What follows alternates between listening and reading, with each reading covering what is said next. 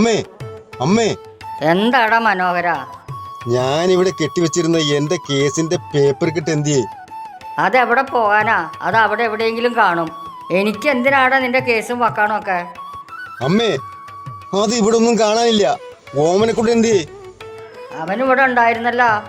ഓമനക്കുട്ടാ, എടാ ഓമനക്കുട്ടാ, ദേ നിന്നെ അച്ഛൻ വിളിക്കുന്നു. എന്താ അച്ഛാ വിളിച്ചേ? ഇവിടെ വച്ചിരുന്ന കേസിന്റെ പേപ്പർ കെട്ട് നീ എടുത്തോ? അതവിടെ താഴെ വീണ് കിടന്നപ്പോൾ ഞാനതെടുത്ത് മേശയുടെ അകത്ത് വെച്ചു. ഹൂ, അത് തപ്പി എന്റെ നേരമൊക്കെ പോയി. വേഗം പോയി അതെടുത്തിട്ട് വാ.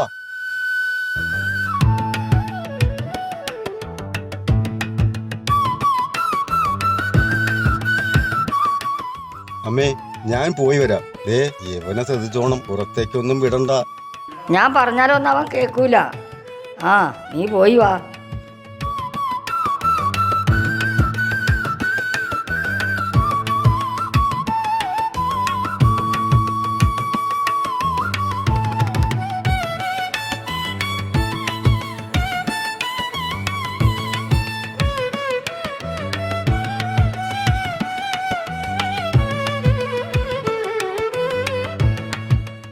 എന്താ മനോഹര, ഇന്ന് വളരെ തിരക്കിലാണല്ലോ. ഞാൻ എൻ്റെ കേസിന്റെ കാര്യത്തിന് വേണ്ടി പോവുകയാണ് മുമ്മാര്. നേരം കുറച്ച് വൈകി, ഇന്ന് കുറച്ച് തിരക്കുണ്ട്. താൻ കുറേ നാളായല്ലോ ഈ കേസും കൊണ്ടിങ്ങനെ നടക്കണേ. ഇപ്പം തൻ്റെ ചെരുപ്പ് എത്ര തേഞ്ഞു കാണും. ഇനിയിപ്പോൾ കാര്യം വല്ലതും നടക്കുമോ മനോഹര? ആ, എല്ലാം ദൈവത്തിന്റെ കയ്യിലെ മമാലി. ഞാൻ പോയി വരാം. പടച്ചോനൊരു വഴി കാട്ടിത്തരും മനോഹര. താൻ സമാധാനമായിട്ട് പോയി വാ മനോഹര.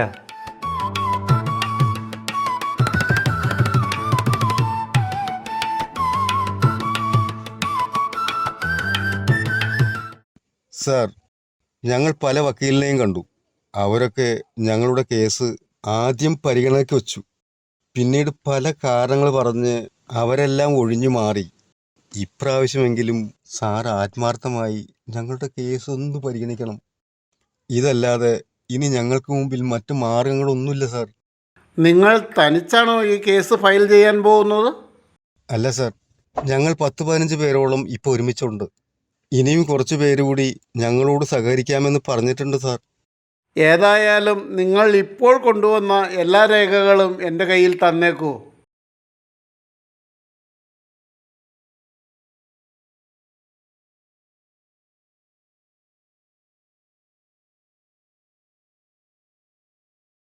ഞാൻ ഇതെല്ലാം ഒന്ന് വായിച്ച് പഠിക്കട്ടെ. നിങ്ങൾ വിഷമിക്കേണ്ട. എൻ്റെ പരമാവധി ഞാൻ ശ്രമിക്കാം. ഒരു 2 ദിവസം കഴിഞ്ഞ് മറ്റുള്ളവരുടെയൊക്കെ രേഖകളുമായി എന്നെ ഒന്ന് വിളിച്ചിട്ട് നിങ്ങൾ വാ. നമുക്ക് ഈ കേസ് അപ്പോൾ ഫയൽ ചെയ്യാം. വളരെ നന്ദി സാർ. ഞാൻ 2 ദിവസം കഴിഞ്ഞ് വിളിച്ചിട്ട് വരാം. എന്നാൽ ശരി, അങ്ങനെ ആകട്ടെ.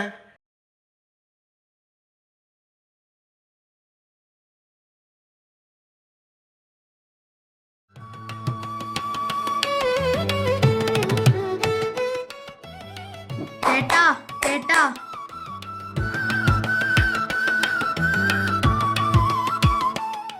ചേട്ടാ എനിക്ക് വല്ലാതെ വിശക്കുന്നു. ചായ കുടിക്കാൻ എന്തേലും തരാമോ?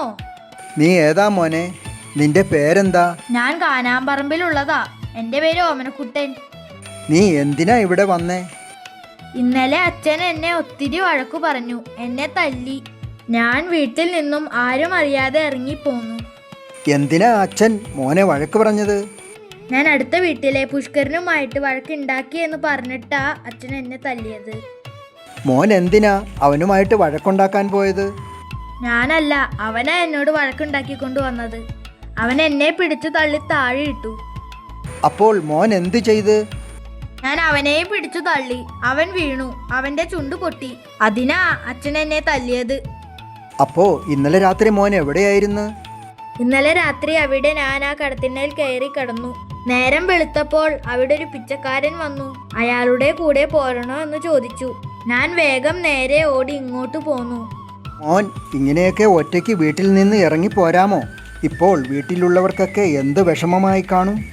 ആ, സാരമില്ല മോനെ, എൻ്റെ കൂടെ വരൂ. ഞാൻ നിനക്ക് കഴിക്കാൻ എന്തെങ്കിലും വാങ്ങിത്തരാം.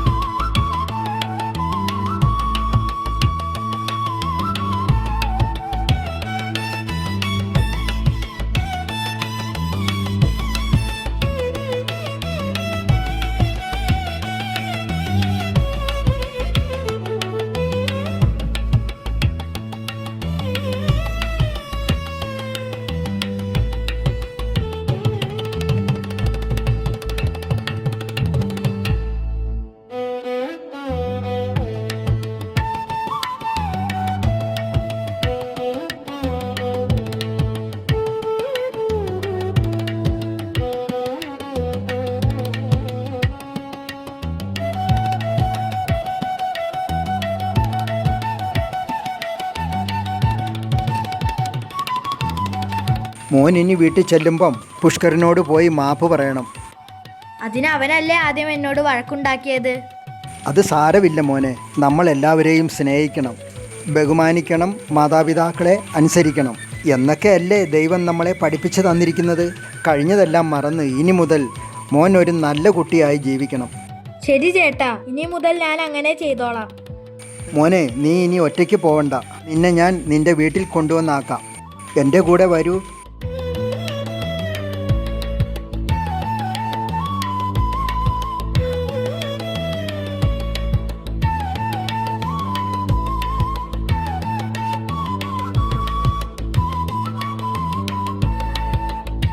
മോനെ, ഓമനക്കുട്ടാ, നീ എവിടെയായിരുന്നു ഇത്ര നേരം? ഭയപ്പെടാനൊന്നുമില്ല. ദൈവം ഇവനെ എൻ്റെ മുന്നിലേക്ക് കൊണ്ടു തന്നു. ഇവൻ എല്ലാ കാര്യങ്ങളും എന്നോട് തുറന്നു പറഞ്ഞ്. സാരമില്ല, ഇവൻ മിടുക്കനാ.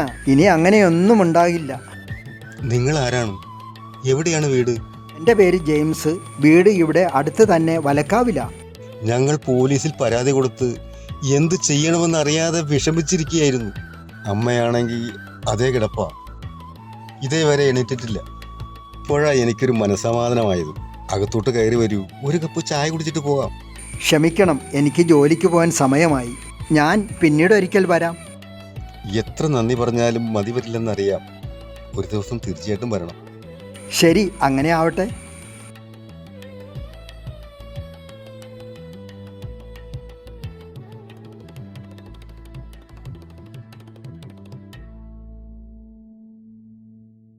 മനോഹര, എനിക്ക് മുറുക്കാൻ മേടിക്കാൻ കുറച്ച് പൈസ താടാ.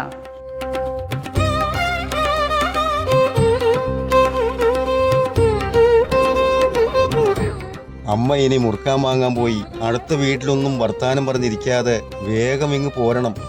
ഞാൻ വക്കീലിനൊന്ന് കാണാൻ പോവുക. വേഗം ഇങ്ങ് മടങ്ങി വരാം.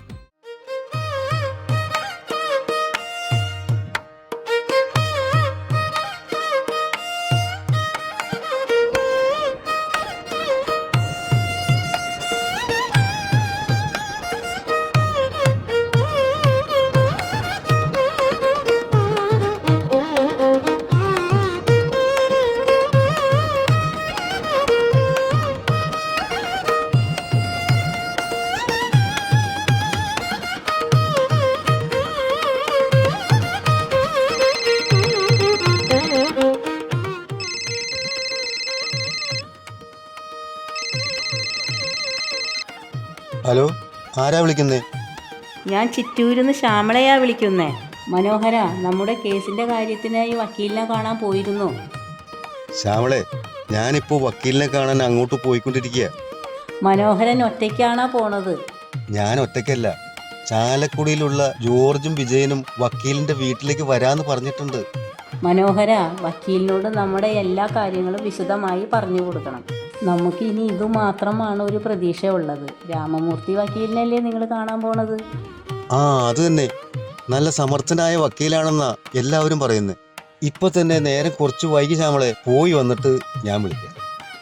എന്നാ ശരി മനോഹര, അങ്ങനെ ആവട്ടെ.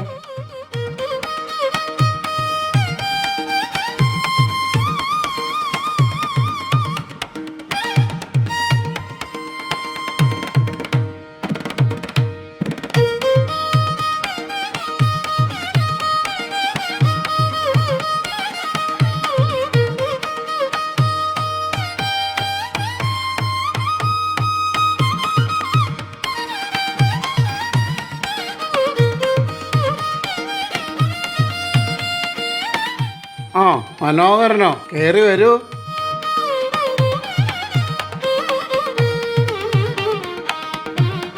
അങ്ങോട്ടിരുന്നോളൂ.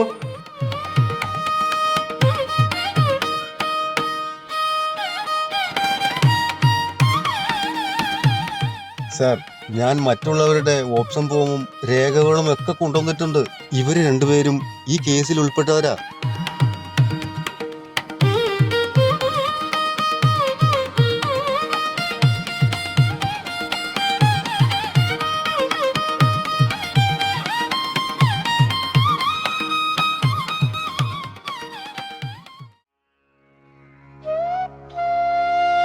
മനോഹര, എൻ്റെ അടുത്ത് തന്ന ഈ കേസിൻ്റെ ഫയലുകളെല്ലാം ഞാൻ വായിച്ചു നോക്കി. കോടതിയുടെ ഇപ്പോഴത്തെ വിധി അനുസരിച്ച് എനിക്ക് ഈ കേസ് എടുക്കാൻ പറ്റില്ല. ഇതിൽ മതിയായ യാതൊരു രേഖകളുമില്ല. അതുകൊണ്ട് ഈ കേസ് ഒരിക്കലും ജയിക്കാനും പോണില്ല. സാർ, ഞങ്ങൾ കൈവിടരുത്. ഞങ്ങൾക്കിനി മറ്റു പ്രതീക്ഷകൾ യാതൊന്നുമില്ല. എങ്ങനെയെങ്കിലും സാറ് കേസ് ഒന്ന് പരിഗണിക്കണം. അങ്ങനെയാണെങ്കിൽ നിങ്ങൾ ഓഫീസിൽ കൊടുത്തിട്ടുള്ള രേഖകളുടെ അവർ അവിടെ കൈപ്പറ്റിയതിൻ്റെ സീലും ഒപ്പും വെച്ച റെസിപ്റ്റ് എനിക്ക് കൊണ്ടു തരികയാണെങ്കിൽ ഞാൻ ഈ കേസ് ഫയൽ ചെയ്യാം. ഞങ്ങൾ ഓൺലൈൻ വഴിയാണ് ഈ ഓപ്ഷൻ അയച്ചിട്ടുള്ളത് സാർ. അതിൻ്റെ കോപ്പി മാത്രമാണ് ഞങ്ങളുടെ കൈവശമുള്ളത്. അതൊന്നും മതിയായ തെളിവുകളല്ല. ഈ രേഖകൾ വെച്ചൊന്നും എനിക്ക് കേസ് വാദിക്കാൻ പറ്റില്ല. വെറുതെ ഞാനെന്തിനാ നിങ്ങളുടെ പണം നഷ്ടപ്പെടുത്തി കളയുന്നത്? സാർ, ഞങ്ങൾ വളരെ പ്രതീക്ഷയോടെയാണ് വന്നത്. ഞങ്ങൾക്കിനി മറ്റു മാർഗങ്ങളൊന്നുമില്ല. സാർ, ഞങ്ങളെ കൈവിടരുത്. ഞാൻ കാര്യങ്ങളെല്ലാം പറഞ്ഞു കഴിഞ്ഞു. എനിക്ക് ഇതിൽ കൂടുതലൊന്നും പറയാനില്ല. നിങ്ങൾ വേണമെങ്കിൽ വേറെ ഏതെങ്കിലും വക്കീലിൻ്റെ അടുത്ത് പോയിക്കോളൂ.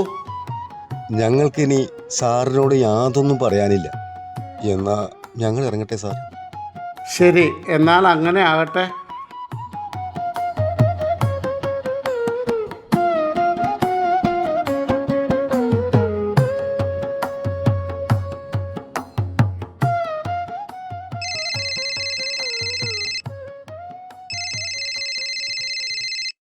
ഹലോ, ആരാണ്?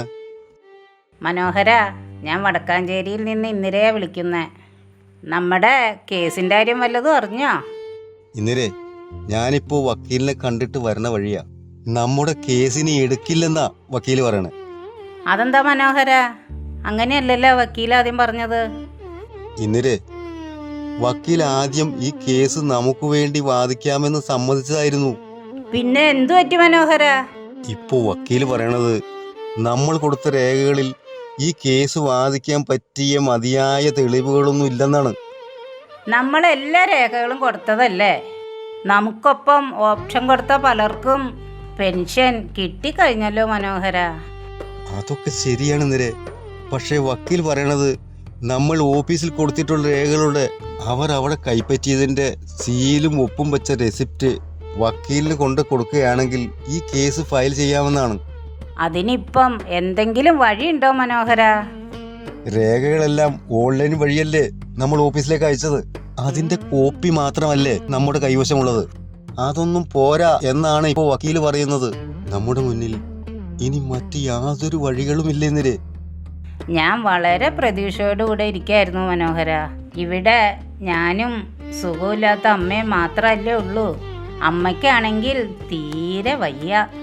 റേഷൻ വാങ്ങിക്കാൻ വെച്ച കാശെടുത്താ അമ്മയ്ക്ക് ഞാൻ മരുന്ന് വാങ്ങിയത്. അത്രയ്ക്ക് കഷ്ടപ്പാടാ ഇവിടെ. ഇപ്പോൾ ഇതൊക്കെ ആരോട് പറയാനാ മനോഹര? ഇനിയിപ്പോൾ കേസിൻ്റെ കാര്യത്തെപ്പറ്റി എല്ലാവരും അറിയുമ്പോൾ അതെങ്ങനെ സഹിക്കുമെന്ന് എനിക്കറിയില്ല. എല്ലാവരെയും എങ്ങനെ പറഞ്ഞ് സമാധാനിപ്പിക്കും? എന്ത് പറയണമെന്നറിയാതെ ഞാൻ ആകെ വിഷമിച്ചിരിക്കുകയാണ്. ഇന്ദിരേ, എല്ലാം നമ്മുടെ വിധിയാണെന്ന് വിചാരിക്കാം. എന്നാൽ ശരി, ഞാൻ പിന്നെ വിളിക്കാം.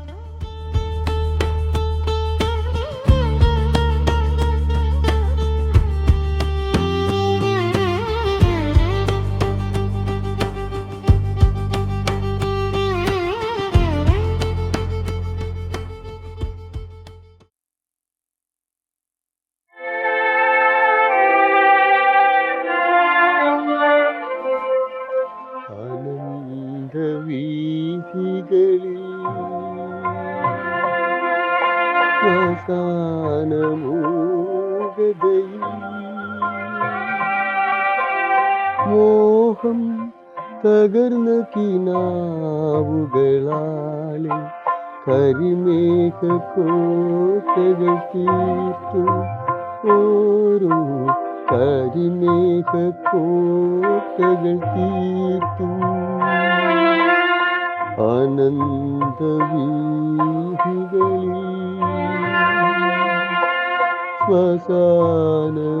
ശ്മശാനഭൂഗതയിൽ മോഹം തകർന്ന കിനാവുകളാലെ കരിമേഘ കോട്ടകൾ തീർത്തു ഓരോ കരിമേഘ കോട്ടകൾ തീർത്തു ഒരു ഭ്രാന്തനെ പോൽ അലർന്നു നടക്കും അതിനുള്ളിൽ സ്നേഹമൊളിക്കും ക്രോധം അതിനെ തകർത്തു ചിരിക്കും മനമൂകതയിൽ കത്തിയെരിയും പകർന്ന ജീവിതയാത്ര ഇത് വിഷാദമൂകതയാത്ര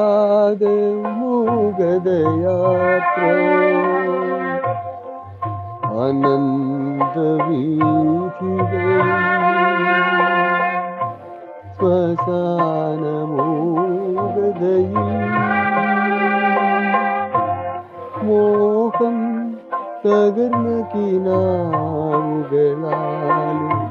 കരിമേഘ കോട്ടകൾ തീർത്തു ഓരോ കരിമേഘ കോട്ടകൾ തീർത്തു കടഭാരം കൊണ്ട് ഞെട്ടിയുണർന്നു ചുടലയിലേക്ക് നടന്നു ഭീകര നിമിഷങ്ങൾ തേടിയലഞ്ഞു